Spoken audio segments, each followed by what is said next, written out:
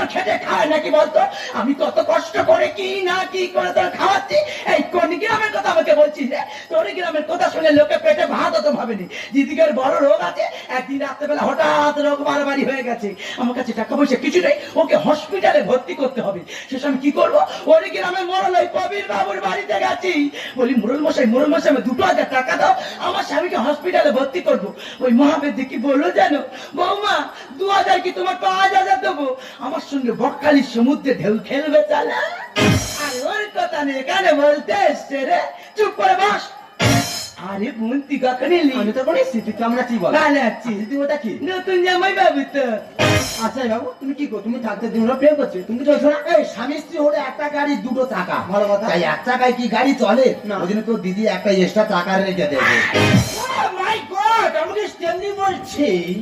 এই মহাবেদ্য ডাক্তার তো বলছি একটা ডিম